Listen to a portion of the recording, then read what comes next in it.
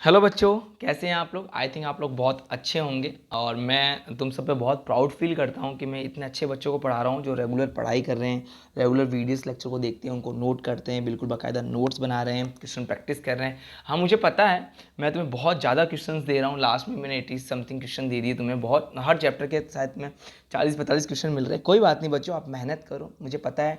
मैं आपको टाइम भी दे रहा हूँ, ऐसा नहीं है कि मैं रेगुलर वीडियोस डाल देता हूँ। हाँ, मैं रेगुलर वीडियो डालता हूँ, पर तुम पे डिपेंड करता है, तुम उसको आराम से देखा करो। कोई बात नहीं, अगर आज छूट गया तो उसको नेक्स्ट देखो, लेकिन 2 दिन में होमवर्क पूरा कर लिया करो, ठीक है।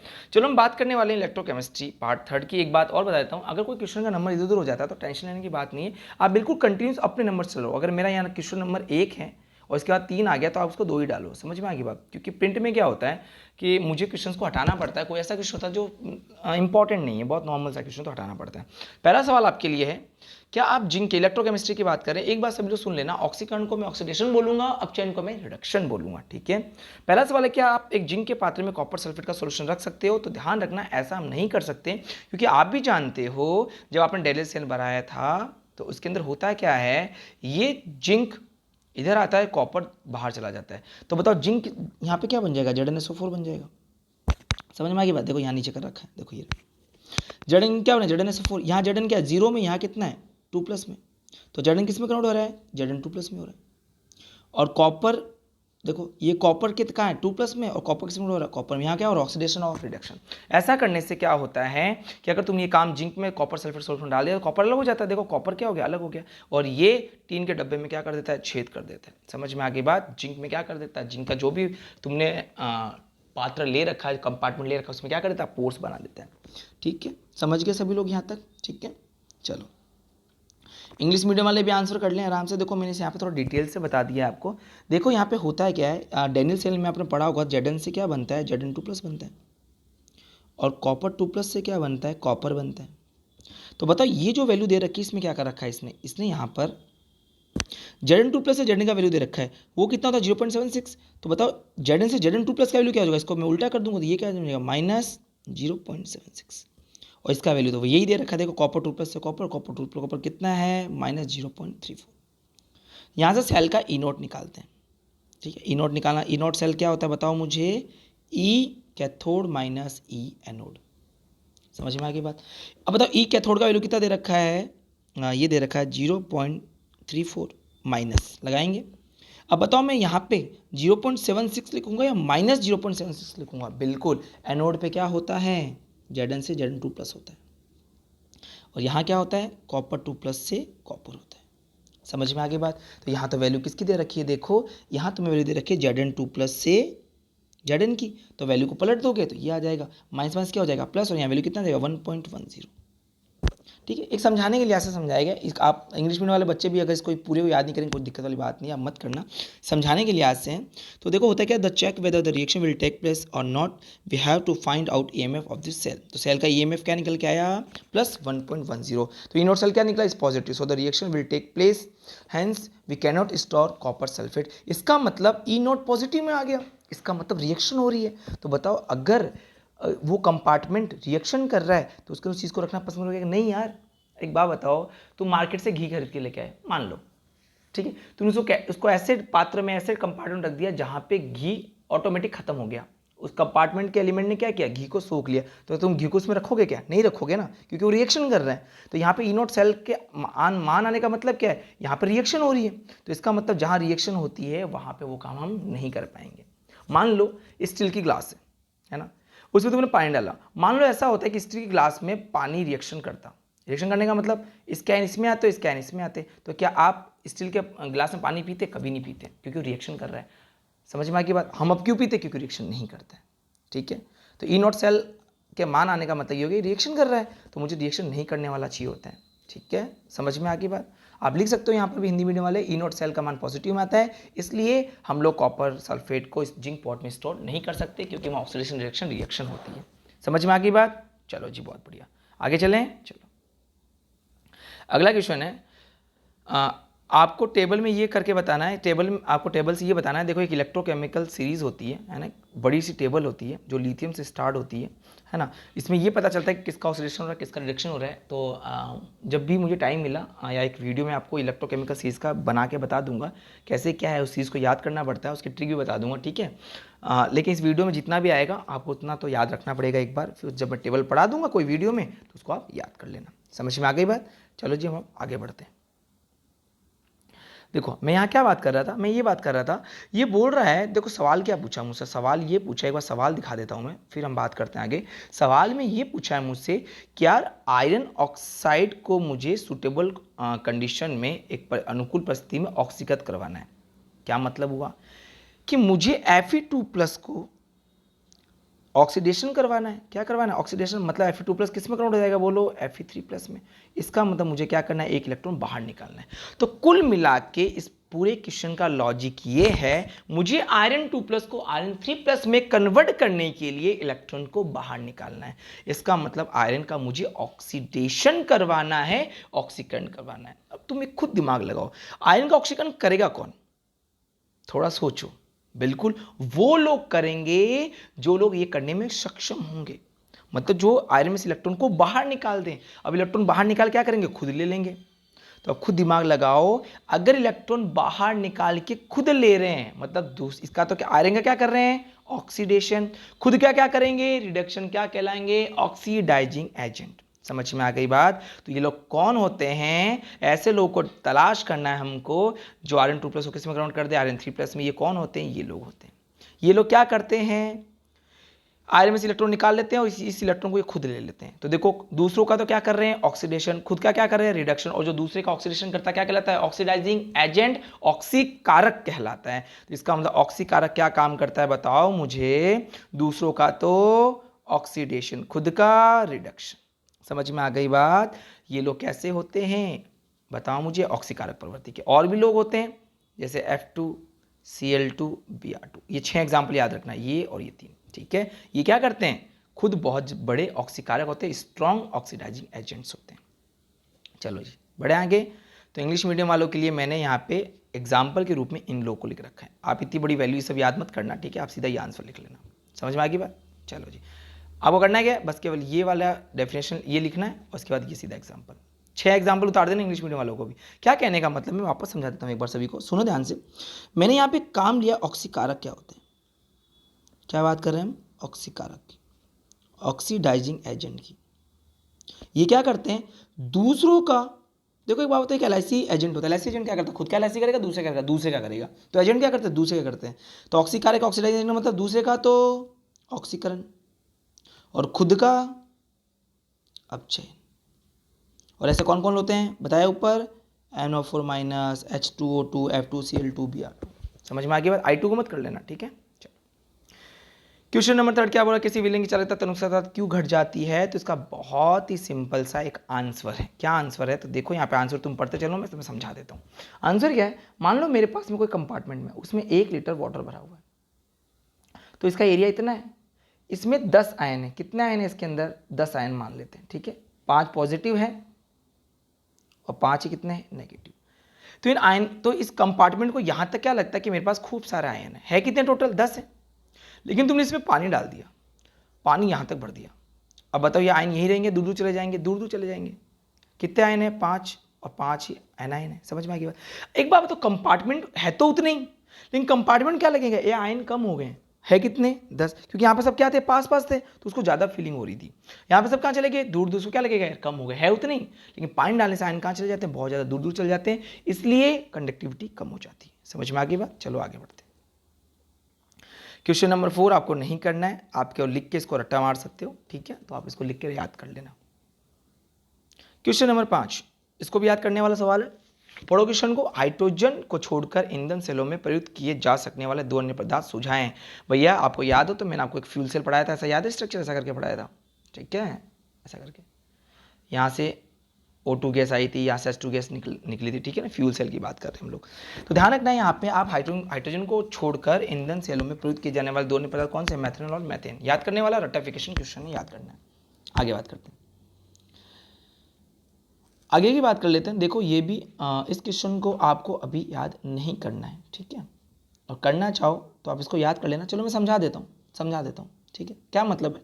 मतलब ये है कि अगर कहीं मान लो कॉपर आ गया, कहीं क्या आ गया, कॉपर, और एक जगह क्या है, कहीं जिंक है, तो कॉपर क्या कर दे, इसको रिप्लेस कर दे, या जिंक क्या कर दे, कॉपर को रिप्लेस कर दे, तो ये ज़्यादा टेंडेंसी किसकी होती है, रिप्लेस करने की। ठीक है, तो ये ऑर्डर आपको याद करना है, ज़्यादा टेंडेंसी कॉपर की, फिर आयरन की, फिर जिंक की, फिर एल्यूमिनियम को, सबसे कम किसकी होती है, एम की। ये जी गलत है, तो ये ऑर्डर आप याद कर देना। ठीक है, चलो अगला क्वेश्चन देखो, बहुत ही इंपॉर्टेंट क्वेश्चन तुम्हारे सामने आया है कि Mg2 प्लस Mg का मानक इलेक्ट्रोड विभव आप किस प्रकार से ज्ञात कर सकते हैं।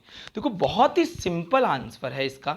ठीक है, क्या है इसके अंदर कि मुझे इसका मानक इलेक्ट्रोड विभव पूछा है, मुझे इसका इलेक्ट्रोड पोटेंशियल पूछा है, कितना होगा, कैसे होगा।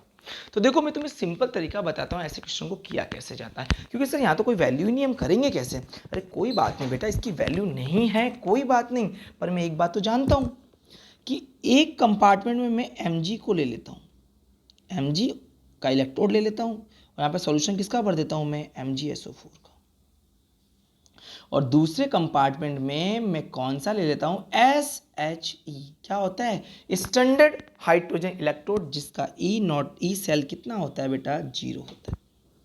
इसको मैंने गैलोमीटर से जोड़ दिया। ठीक है, अब मुझे एक बात बताइए, गैलोमीटर या तो पॉजिटिव वैल्यू देगा या किसकी वैल्यू देगा, नेगेटिव वैल्यू देगा। समझ में आ गई बात। और ये वैल्यू जो भी पॉजिटिव और नेगेटिव आएगी किसकी, केवल Mg की, क्योंकि इसका तो कितना है, 0 है। अब तुम एक बात बताओ, दुकान पे जब गए तो उसने मुझे तोल के दिया था, मेजरमेंट करके दिया था कि एक बाट 1 kg का है, तो इसके तुलना में ये भी 1 kg का है, तो ठीक है ना, मैं मान लूंगा। SHE कितना है, 0 है। अब यहाँ पे जो भी आएगा इसका मतलब वो क्या आ रहा है, बताओ मुझे सभी लोग, एक सेकेंड।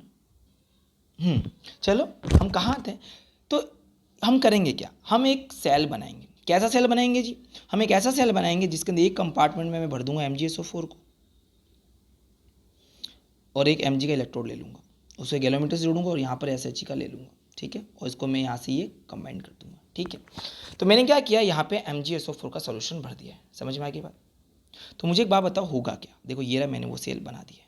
अब खुद दिमाग लगाना, Mg का तुमने क्या ले रखा है, देखो यहाँ पे इलेक्ट्रोड ले रखा है, ये सोल्यूशन किसका है, MgSO4 का है। Mg क्या करेगा यहाँ पे, अब ये क्या है, यहाँ पे ऑक्सीडेशन हो रहा है, यहाँ पे क्या हो रहा है, रिडक्शन होगा। ऑक्सीडेशन का मतलब क्या होगा, Mg किस में कन्वर्ट हो जाएगा, Mg2+ में कन्वर्ट हो जाएगा। समझ में आ गई यहाँ तक बात सभी को, अच्छे से बात समझ में आ रही है। बताओ रिडक्शन पे क्या होगा, यहाँ पर क्या होगा, बिल्कुल सिंपल चीज होगी, बहुत बढ़िया। यहाँ पर क्या होगा, ये H+ आयन क्या करेगा, एक इलेक्ट्रॉन लेके किस में कन्वर्ट हो जाएगा, बताओ मुझे, ½ H2 में कन्वर्ट हो जाएगा। समझ में आ गई सबको बात, यहाँ तक क्लियर है। तो मुझे एक बात बताओ, हो क्या रहा है, इलेक्ट्रॉन Mg इलेक्ट्रॉन छोड़ रहा, किसकी तरफ जा रहा है, हाइड्रोजन की तरफ जा रहा है ना। तो देखो यहाँ पर कोई ना कोई क्या होगी, वैल्यू आएगी, ये वैल्यू किसकी आएगी, इस सॉल्यूशन की आएगी। तो हुआ क्या बताओ, Mg से क्या बना, Mg2+। लेकिन अगर आप ऊपर की तरफ देखोगे, क्वेश्चन में आपसे क्या पूछा, देखो क्वेश्चन में पूछा है Mg2+ से Mg पूछा है, और तुम क्या निकाल रहे हो वहां पे, Mg से Mg2+ निकाल रहे हो। अरे तो कोई बात नहीं, ये जो भी आएगा इसका उल्टा क्या हो जाएगा, ये हो जाएगा। समझ गए, चलो हम निकालते हैं, कैसे निकालेंगे। तो हमने क्या किया, सेल का EMF कैलकुलेट करेंगे। तो बताओ सेल का जब EMF कैलकुलेट किया जाता है, तो मुझे बताओ सेल, तो यहाँ पे हो क्या रहा है, मैग्नीशियम क्या करेगा, ऑक्सीडेशन करेगा, और हाइड्रोजन क्या करेगा, अपना रिडक्शन कर लेगा। सेल कैसा लिखा जाएगा, बिल्कुल अभी भी बताएगा, देखो Mg किस में Mg2+ में, H+ किस में हुआ है, H2 आयन में। क्या आपको सही है, तो 2 इलेक्ट्रॉन ही है, तो 1 इलेक्ट्रॉन ले रहा है, कोई बात नहीं, यहाँ पे 2 हाइड्रोजन ले लेना, 3 ले लेना, 100 ले लेना, कितने भी ले लेना, जितनी जरूरत होती है। तो ज़्यादा होता है तो हम 1 लिख के छोड़ देते हैं।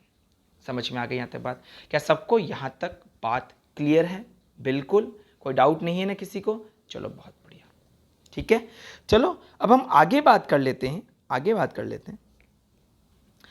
अगर अब इस सवाल में हम आगे की तरफ बढ़ते हैं। चलो यहाँ पे देखो फॉर्मूला बताया था मैंने आपको, E0 सेल कैसे निकालोगे, E cathode minus E anode. ठीक है, कैथोड का वैल्यू दे रखा है, कर सकते हो आराम से सभी लोग, कोई दिक्कत नहीं है। अब देखो यहाँ पर क्या करेंगे, देखो यहाँ तो Mg2+ दे रखा है, मान लो इसका कोई वैल्यू था, और जब Mg2+ Mg लिखेंगे, इस वैल्यू को हम क्या कर देंगे, उल्टा कर देंगे, जो वैल्यू हुआ कर लेंगे। ठीक है, तो ये फॉर्मूला हमने लगा दिया, दोनों के वैल्यू को रख दिया हमने, पुटअप कर दिया यहाँ पे। बताओ यहाँ पे क्या करेंगे, इसका वैल्यू कितना है, 0 है, इसका वैल्यू कितना है, इतना है। मुझे एक बात बताओ, अपना गैल्वेनोमीटर क्या करेगा, कोई ना कोई वैल्यू देगा, और वैल्यू देगा तो इस वैल्यू को यहाँ पर हम पुटअप कर देंगे। और बताओ यहाँ पर जो सेल का वैल्यू आया यहाँ पे टोटल ई नॉट सेल जो निकल के आया, ये किसका निकलेगा? बिल्कुल एम का ही तो निकलेगा। क्यों? क्योंकि ये कितना हो चुका है? 0 हो चुका है। तो कर लोगे इसको आराम से, ठीक है। ये इंपॉर्टेंट क्वेश्चन है, ठीक है। आई थिंक आप लोगों को समझ में आ गया होगा। चलो, तो इस प्रकार से हम G2 + mg का विभव ज्ञात कर सकते हैं। आप चाहते थे काम और कर सकते थे, क्या कर सकते थे? यहाँ पर mg से mg2+ ही लिख लो, पूरा निकाल लो। यहाँ क्या रख लो? mg से mg2+ रख दो, ठीक है। जो वैल्यू आएगी यहाँ पे, जो वैल्यू आएगी उसको क्या कर दो? उल्टा कर दो, उसका आंसर आ जाएगा। बस तुम तो इतना ध्यान रखो, जो बताया वो सीख लो। चलो आगे बात कर लें। इंग्लिश मीडियम वाले बच्चों को मैंने बिल्कुल वैसे ही समझा दिया है पूरा, ठीक है। तो आप इस देख लो आराम से और नोट कर लेना, ठीक है। चलो आगे बढ़ता हूँ। ये मैं पूरा आपको दिखा देता हूँ अच्छे से, ठीक है। तो आप लोग इस चीज़ को अच्छे से थोड़ा नोट डाउन कर लेना। समझ में आ गई बात? चलो कर लोगे सभी लोग? किसी को कोई दिक्कत आई थिंक नहीं होनी चाहिए, है ना। तो कर लेना इसको आप आराम से। चलो जी, और ये स्ट्रक्चर, उसकी स्ट्रक्चर भी आप याद कर लेना।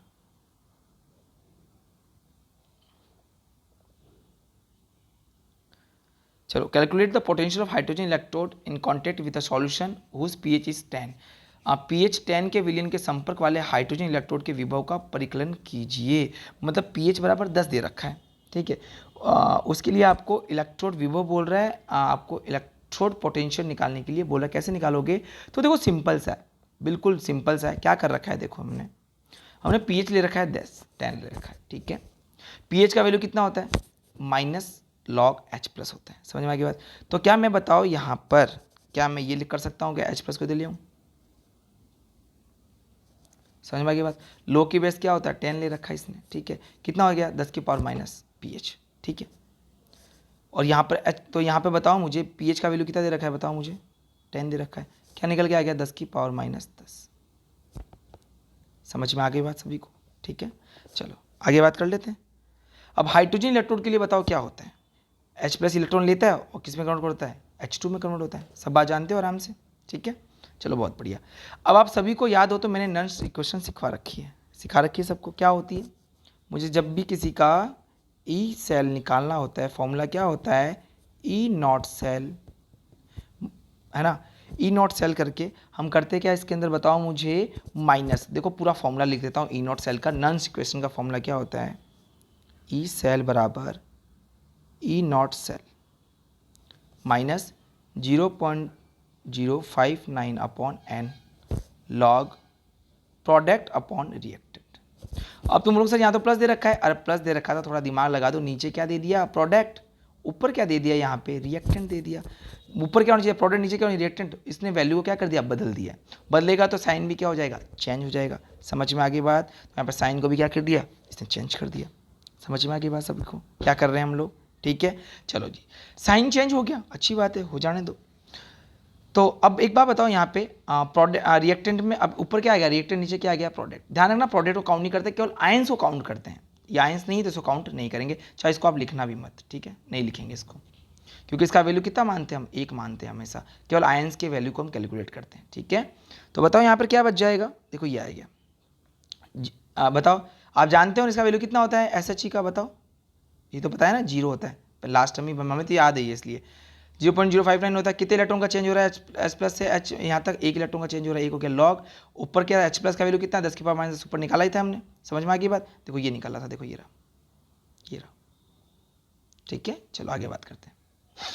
मैंने कहा था ना, इसको आप मत लिखो, क्योंकि इसका वैल्यू कितना माना जाता है? 1। अब 1 का पावर हाफ कर दो, कितना ही कर दो, कितना उसका वैल्यू कितना हो जाएगा? 1 ही हो जाएगा। क्या बच गया आपके पास? ये बच गया। कैलकुलेट कर लोगे आराम से, कितना बच जाएगा? -0.59 वोल्ट। समझ में आ गई बात? तो ये वैल्यू था इसका। तो अगर pH का वैल्यू कितना है? 10 है। तो बताओ उसका ई नॉट, जो सॉरी इसका ई सेल कितना आएगा? 0.59 माइनस। समझ में आ गई बात? चलो आगे बात करते हैं। इंग्लिश मीडियम वाले बच्चे देख लो, है ना, वैसे ही समझाया था। देखो इनर्स इक्वेशन लिखी हुई है, ऊपर क्या है? रिएक्टेंट, नीचे क्या है? प्रोडक्ट है। हम हमेशा क्या करते हैं? प्रोडक्ट अपॉन रिएक्टेंट करते हैं। रिएक्टेंट अपॉन प्रोडक्ट किया, तभी तो साइन क्या हो गया? यहाँ पे चेंज हो गया। ठीक है बच्चों, चलो आगे बात कर लें। समझ गए? चलो, तो ऊपर मैंने समझा दिया है, चाहे आप ये नहीं लिखोगे ना तो भी चलेगा, ये वाला मत लिखो तो भी चलेगा, उसका वैल्यू वैसे भी 1 माना जाता है इसलिए। तो -0.59 इसका क्या आ गया, आंसर आ गया। चलो अगले क्वेश्चन की तरफ चलें। देखो क्या कर रखा है, आपको एक रिएक्शन दे रखी है, ध्यान से समझ लेना, देखो समझो ध्यान से। बताओ निकल से क्या कर रखा है, निकल 2+, निकल से क्या कर रखा है, निकल 2+, क्या हो रहा है यहाँ पे, ऑक्सीडेशन हो रहा है। अच्छा समझ में आ गई बात। आगे देखो क्या रखा है, Ag+ से क्या हो रहा है जी, Ag बन रहा है, इसका ये इलेक्ट्रॉन ले रहा है, यहाँ क्या हो रहा है, रिडक्शन। तो एक का तो क्या हो रहा है, ऑक्सीडेशन, दूसरे का क्या हो रहा है, रिडक्शन। समझ में आ गई बात, है ना। बोल रहा सेल का आप लोग EMF निकालने के लिए बात कर रहे हैं। इसके लिए आप लोगों को इसने बोला है आप इस सेल का क्या निकालिए, EMF निकालिए, उसको कैलकुलेट कर लीजिए, ठीक है। ई सेल का वैल्यू कितना दे रखा है इसने, 1.05 वोल्ट दे रखा है। तो मुझे एक बात बता दो, है ना, रिएक्शन में देखा जाए, आपको एक इक्वेशन आपको याद करवा रखी है, बहुत ही ईजी तरीके से आप इस चीज़ को कैलकुलेट कर सकते हो। कैसे करेंगे सर, तो देखो यहाँ पर कैसे कैलकुलेट करोगे। निकल क्या है, सॉलिड, आयन कितना है 0.02 और निकल 2+ कितना है, इसका इतना दे रखा है, Ag का कितना, ध्यान रखना सॉलिड का हमेशा कितना माना जाता है, एक वैल्यू माना जाता है, ठीक है। मुझे नन्स इक्वेशन भी पढ़ाई थी, क्या होती है नन्स इक्वेशन, बताओ मुझे, बोलो। E cell equals to E naught cell minus 0.0591 upon n product upon log, एक सेकेंड ना, इसको मिटा देता हूं मैं, हाँ जी। तो बताओ क्या होता है, लॉग प्रोडक्ट अपॉन रिएक्टेंट, ठीक है। लेकिन एक बात बताओ, अगर मैं रिएक्टेंट अपॉन प्रोडक्ट कर दूं, क्या कर दूं, रिएक्टेंट अपॉन प्रोडक्ट, बताओ ये साइन क्या हो जाएगा, प्लस हो जाएगा। समझ में आ गई बात। तो ऊपर रिएक्टेंट कर देते हैं और नीचे की तरफ क्या कर देते हैं, प्रोडक्ट कर देते हैं, ठीक है। तो साइन क्या हो जाएगा, चेंज हो जाएगा। अब देखो इक्वेशन देखो, देखो ई सेल पूछा है सभी के लिए, देखो ये रहा सारी वैल्यू, देखो ई सेल पूछा है, ई नॉट सेल कितना दे रखा है, बिल्कुल दे रखा है, तुम्हारे लिए दे रखा है, ये ई सेल दे रखा है 1.05। ऊपर क्या होता है, प्रोडक्ट, लेकिन अपने को प्लस का साइन देके ऊपर क्या कर देना है, रिएक्टेंट, नीचे क्या कर देना है, प्रोडक्ट, ठीक है। बताओ रिएक्टेंट में कौन कौन है, Ag आयन है, देखो Ag आयन को ऊपर लिखा हुआ है। प्रोडक्ट में कौन सा आयन है, निकल 2+ आयन है, निकल 2+। आपको ये Ag वाला नहीं लिखना है, क्योंकि हम हमेशा आयंस को ही लिखते हैं, क्योंकि सॉलिड का देखो यहाँ पर इसने भी बोल दिया कितना होता है, 1 माना जाता है सॉलिड को, तो 1 का रखो या नहीं लिखो, बात क्या है। तो कुल मिला के आपको हमेशा फॉर्मूला ये चलाना है, समझ में आ गई बात।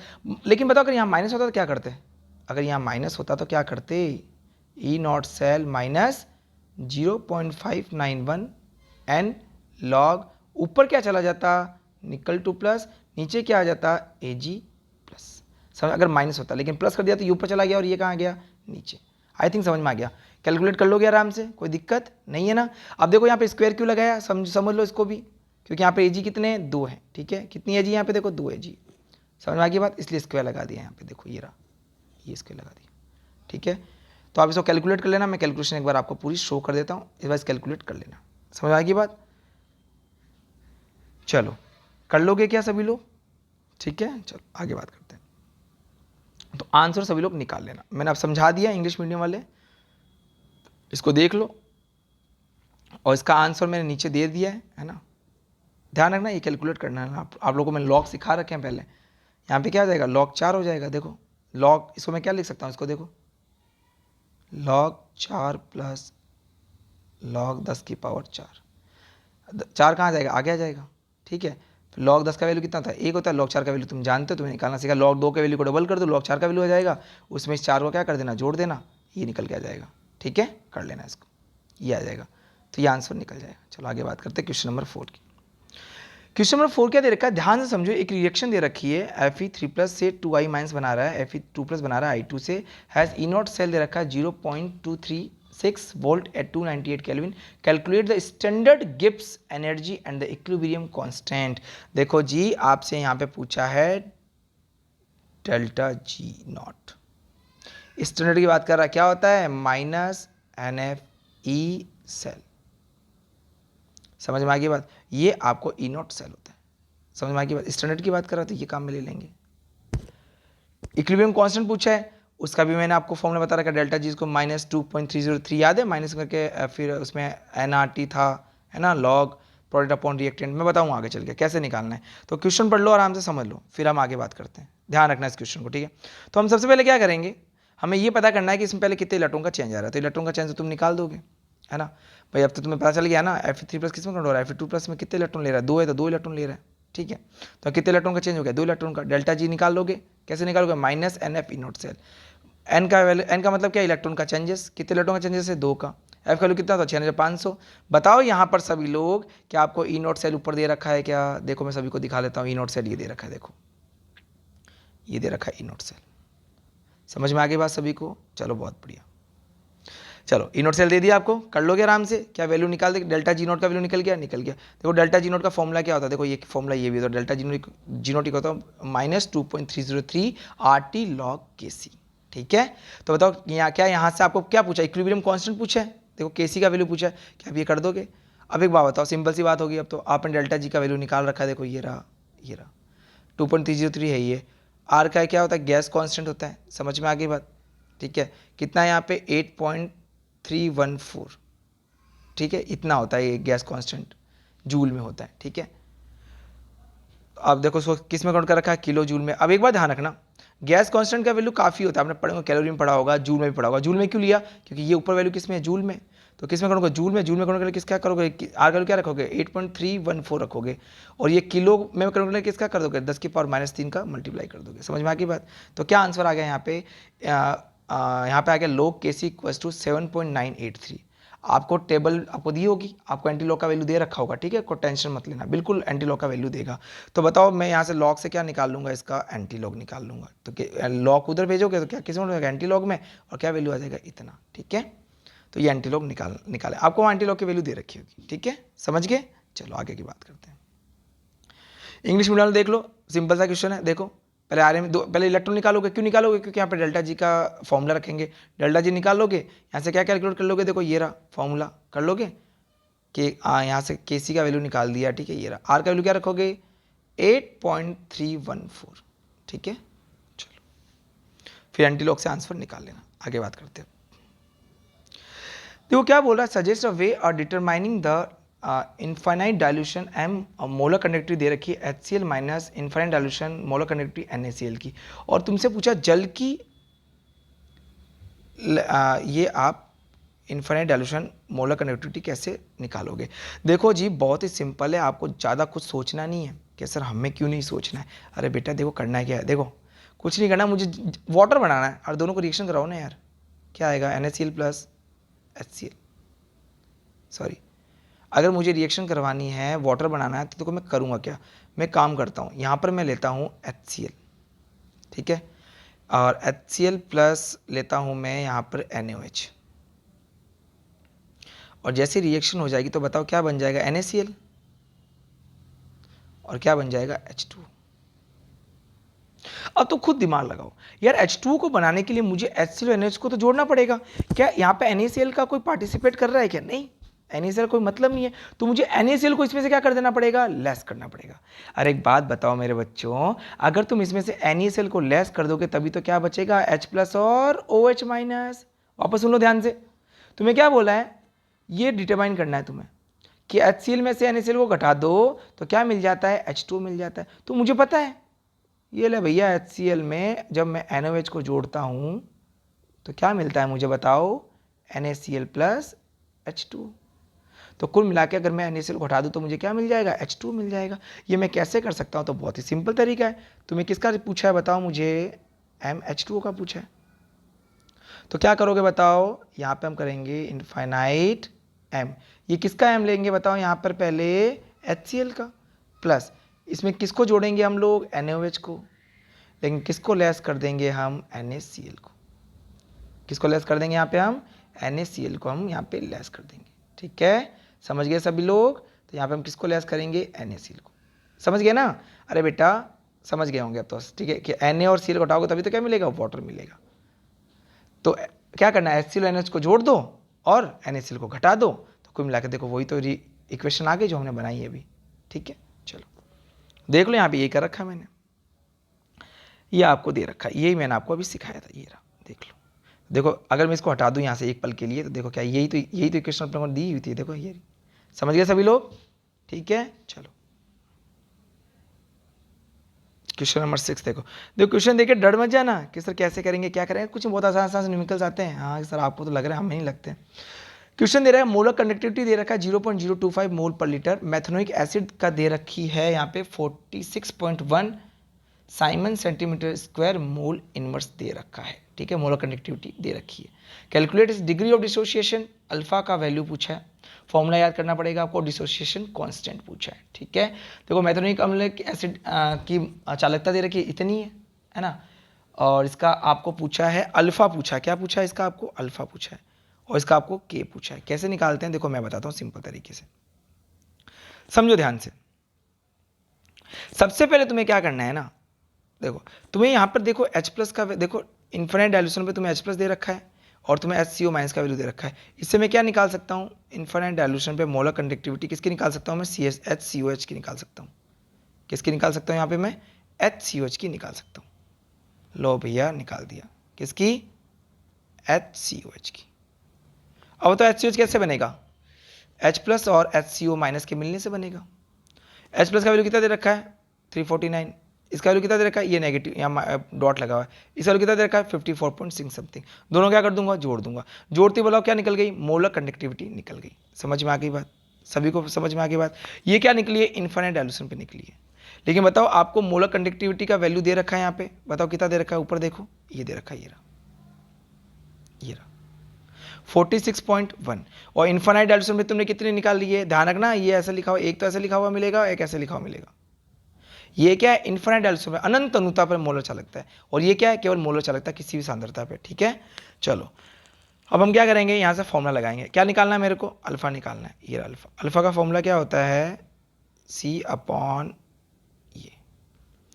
देखो इसका वैल्यू दे रखा 46 पॉइंट, ये निकाल दिया। इसका तुमने अब ये भी निकाला, देखो ये निकाल दिया। वैल्यू रखो, क्या निकल के आ गया? बताओ मुझे, अल्फा निकल गया। अब एक बात बताओ मुझे, मैं रिएक्शन करता हूं, ध्यान समझ लेना, घबराना नहीं अपने। नहीं समझ में आया तो कोई बात नहीं, मैं फिर से वीडियो बना के समझा दूंगा। HCO माइनस से टूटेगा। समझ में आ गई बात? अगर ये मान लो एक है तो ये कितना होगा? 0 होगा। ये कितना होगा? 0।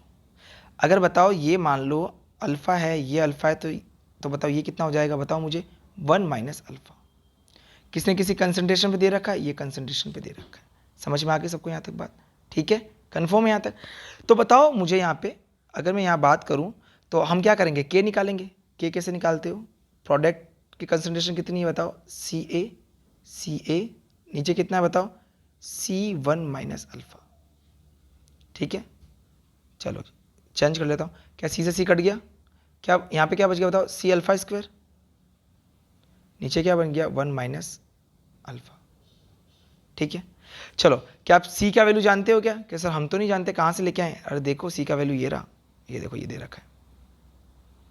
समझ में आ गई बात? देखो ये फॉर्मूला निकाला था हमने, ये रहा। C जानते हो?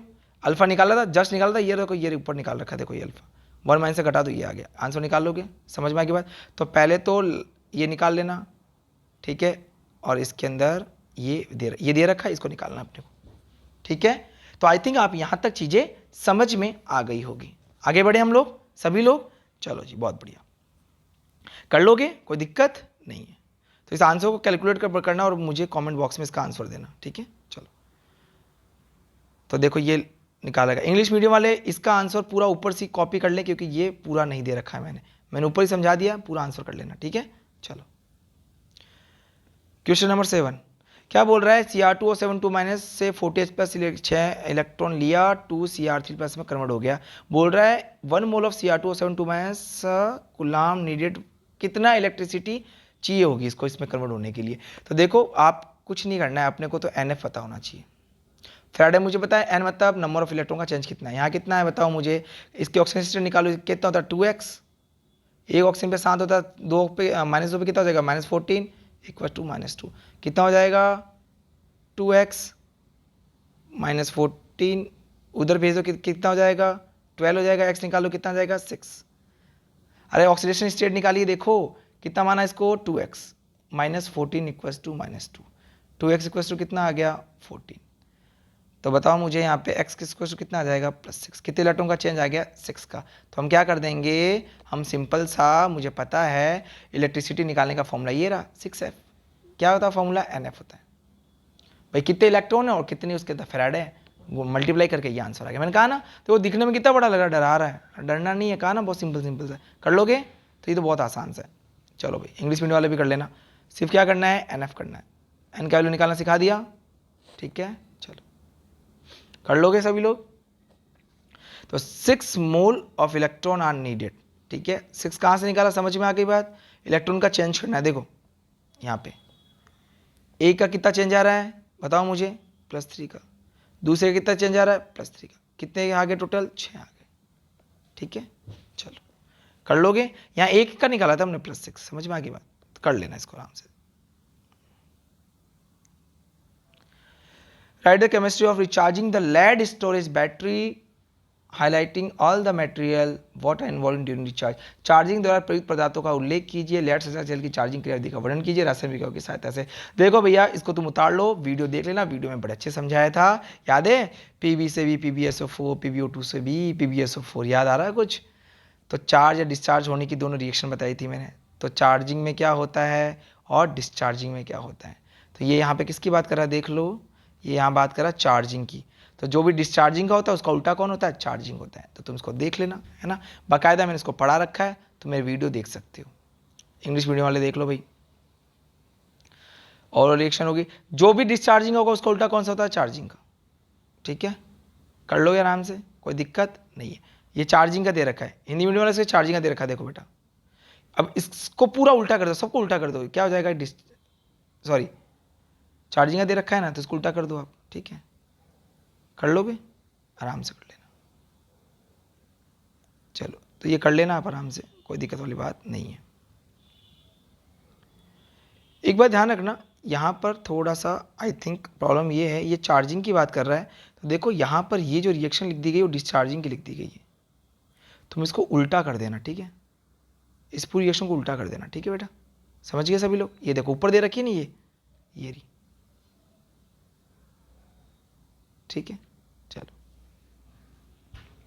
वीडियो देख लेना पूरा, इसका पूरा वीडियो बना हुआ है, आराम से पूरा वीडियो बना हुआ है, उसको आराम से आप लोग देख लेना, समझ में आ गई बात, ठीक है। तो इसमें जो वीडियो बना हुआ है चार्जिंग का और डिस्चार्जिंग दोनों का दिया हुआ है, तो इस क्वेश्चन को आप मत करना क्योंकि ये कॉपी में किया हुआ है।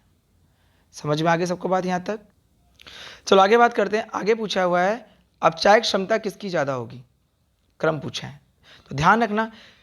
अपचायक क्षमता का मतलब क्या, दूसरे का अपचरण खुद का ऑक्सीकरण, तो कुल मिला के ऑक्सीकरण विभव पूछा है, ऑक्सीडेशन पोटेंशियल पूछा है। तो जितनी ज़्यादा नेगेटिव में वैल्यू होती है, मतलब जितना कम वैल्यू होता है उसका उतना ज़्यादा ऑक्सीकरण विभव होता है, उसकी उतनी अपचायक क्षमता होती है।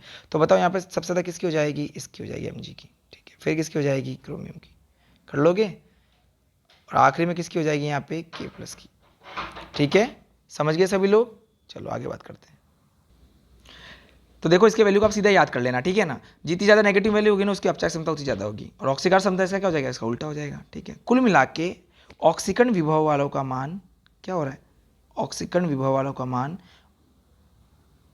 ऑक्सीडेशन पोटेंशियल का वैल्यू जो होता है वो किस में होता है, नेगेटिव में होता है ज़्यादा, ठीक है। तो नेगेटिव वालों को ज़्यादा होता है, समझ में आ गई बात, कर लोगे। और अपचयन विभव का मान ज़्यादा किस में होता है, पॉजिटिव में होता है, ठीक है। चलो कर लेना आराम से। तो ये वाला क्वेश्चन आप आराम से कर लोगे, ठीक है। चलो बहुत बढ़िया। चलो आगे बात करते हैं। अगला सवाल है, एक बड़े टाइप का क्वेश्चन आ गया, जंग कैसे लगती है, रस्टिंग कैसे होती है।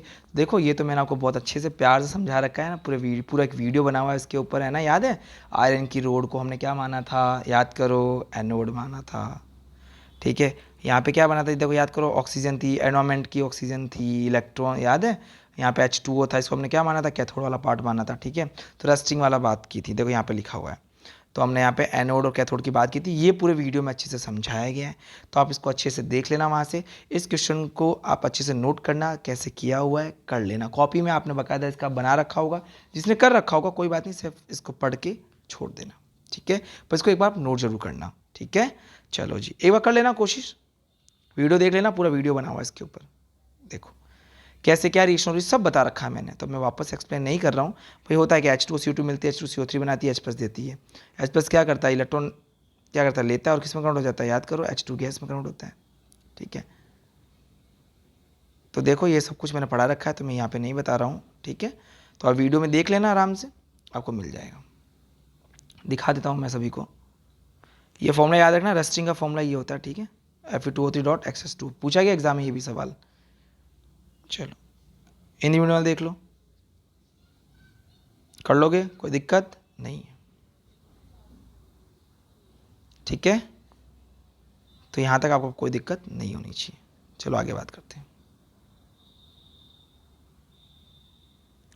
चलो अब आगे बात करते हैं, अगला क्वेश्चन की बात करते हैं। बोला जिंक से Ag प्लस, जिंक से Zn2+ बन रहा है, Ag प्लस से Ag बन रहा है। अब तो बेटा देखो आपको आ जाना चाहिए। अब यहाँ पे कॉपर 2+ की जगह Ag+ लिख दिया, पूछा क्या क्या होने वाला है। तो देखो मैं तुम्हें बताता हूँ, हम 2 कंपार्टमेंट बनाते हैं, ये गैल्वेनिक सेल लगाते हैं, ये क्या होता है याद है ना, चलो सॉल्ट ब्रिज होता है ना। यहाँ क्या करते हैं कॉपर, यहाँ क्या लेते हैं जिंक। समझ में आ गई बात? Sorry I am very sorry, माफ़ कर देना है, मज़ा आ गया होगा, सर ने गलती कर दी है। खुश हो तुम बहुत होते होंगे ना रे, हैं कि सर ने गलती कर दी। देखो ये किसका है, जिंक का है। इस बार ये किसका ले रखा है, Ag का। बताओ जिंक क्या करेगा, इलेक्ट्रॉन को निकालेगा। क्या करेगा, अच्छा बैटरी डाउन हो गई तुम्हारे चक्कर में, देखो फ़ोन की बैटरी भी डाउन होने लग गई है। चलो कोई बात नहीं। चलो बताओ जिंक क्या करेगा, जिंक इलेक्ट्रॉन निकालेगा, तो Zn किस में कट हो जाएगा, Zn2+ में। अब तो ये इलेक्ट्रॉन कहाँ जाएगा, ये इलेक्ट्रॉन इधर जाएगा। जिधर इलेक्ट्रॉन जाता है उसके विपरीत दिशा में क्या होती है, इलेक्ट्रिसिटी आती है। समझ में आ गई बात? उसके अपोजिट दिशा में, डायरेक्शन में क्या होती है, इलेक्ट्रिसिटी आती है। समझ में आ गई बात? तो बताओ यहाँ पर Ag+ क्या करेगा, एक इलेक्ट्रॉन ले लेगा और किसमें हो जाएगा, Ag में। साहब बोलो, आप तो सर यहाँ पे 2 इलेक्ट्रॉन आ रहे हैं, अरे कोई बात नहीं, यहाँ 2 Ag ले लेना, ठीक है ना। तो ये रिएक्शन हो जाएगी। देख लो, which of the electrode is negative charge. बताओ यहाँ पे बता रखा है ना, अरे कौन सा सेल है, गैल्वेनिक, याद आ गया क्या। इधर चार्ज कौन सा, नेगेटिव, ये पॉजिटिव, इसका मतलब कौन सा चार्ज हो गया, इधर वाला जिंक वाला नेगेटिव और Ag वाला पॉजिटिव, ठीक है। चलो, और आप बोलोगे सर आपको कैसे पता कि आपने जिंक को यहाँ रख दिया और Ag को यहाँ रख दिया। इलेक्ट्रोकेमिकल सेल से पता चलता है। और वहाँ पर ऊपर भी दे रखा है Zn किस में कट हो रहा है, देखो Zn2+ में। और यहाँ पे हमेशा एनोड पे क्या होता है, ऑक्सीडेशन होता है, और कैथोड पे हमेशा क्या होता है, रिडक्शन होता है। बता रखा है ना कई बार। कौन से इलेक्ट्रॉन ऋणांश का पता नहीं, सेल विद्युत के भाग कौन से होते हैं, तो पता चल गया ना, उल्टा चलता है, ठीक है। प्रति इलेक्ट्रोड होने वाली अभिक्रिया की बात कर रहे हैं। चलो करते हैं। लो भैया ये रिएक्शन दे रखी है, सारा कुछ समझा दिया बेटा, देख लो। पहला आंसर लिख लोगे, Zn से Zn2+, Ag+Ag, समझा दिया। जिंक इलेक्ट्रोड कैसा होता है, नेगेटिव होता है। सेल विद्युत में सेल के भाग कौन होते हैं, बिल्कुल इलेक्ट्रॉन होते हैं, आयन इलेक्ट्रॉन होते हैं, तो कहने वाली बात नहीं है। क्योंकि आप तो जानते हो आयंस का फ्लो में कौन करते हैं, इलेक्ट्रॉन फ्लो करते हैं, ठीक है। सॉल्यूशन तो मिक्स होने ही नहीं देता ये अपना कौन सा, सॉल्ट ब्रिज। रिएक्शन कर लोगे, देखो एनोड पे क्या होता है, 2 इलेक्ट्रॉन निकाला, वहाँ Ag ले लिया, Ag में कन्वर्ट हो गया। समझ में आ गई बात? ये रहा वो सेल बनाया हुआ, ठीक है। समझ में आ गई बात यहाँ तक, ठीक है। चलो कर लोगे, तो देखो यहाँ तक आपको चीज़ें समझ में आई थिंक आ गई होगी। चलो आगे बात कर लें हम लोग, बहुत बढ़िया। अब भैया हिंदी में, इंग्लिश मीडियम वाले देख लो भाई, देख लो। The electrode as which oxidation take place behave an anode and negative charge and zinc electrode is negative charge. कर लोगे ना आराम से, ऊपर समझा दिया है, समझ लेना, ठीक है। और करंट कैसे फ्लो होता है, इलेक्ट्रॉन के करंट फ्लो होता है, ठीक है। आई थिंक देखो आप आराम से कर सकते हो, आई थिंक दिक्कत नहीं होनी चाहिए।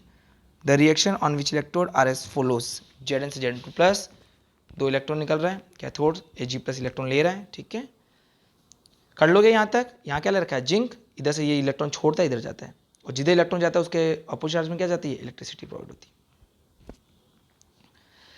चलो भाई, और एक बात सभी को, देखो बेटा मेरे को कुछ सब्सक्राइबर्स और चाहिए, इसके बाद हम लाइव आने वाले हैं, बहुत जल्दी मैं लाइव आने वाला हूँ ना, बिल्कुल लाइव फेस टू फेस पढ़ने वाले हैं, ठीक है। प्रीमियम नहीं पढ़ेंगे, लाइव पढ़ेंगे, लाइव क्वेश्चन प्रैक्टिस करेंगे, बहुत अच्छे से और पढ़ाई करेंगे। तो बेटा ऑल द बेस्ट। इस कोरोना टाइम में तुम सभी लोग बहुत अच्छी पढ़ाई कर रहे हो, बहुत खुशी की बात है, ऐसे ही पढ़ते रहना। और ब्लॉगर पे रोज विजिट किया करो, सभी को इन्फॉर्म कर देता हूँ, ब्लॉगर पे सभी रोज विजिट कर लिया करो कि आज मैंने क्या अपलोड कर दिया। किसी दिन होगा, किसी दिन नहीं होगा। और जिस नोट्स की रिक्वायरमेंट है please message in my box, ठीक है, या आप मुझे कमेंट कर सकते हैं। और जो भी नए बच्चे मेरे चैनल से जुड़े हैं, नयन सर केमिस्ट्री वाले चैनल को लाइक कीजिए, सब्सक्राइब कीजिए, और ज़्यादा जुड़ने के लिए, ज़्यादा जानकारी प्राप्त करने के लिए बेल आइकन को क्लिक कीजिए।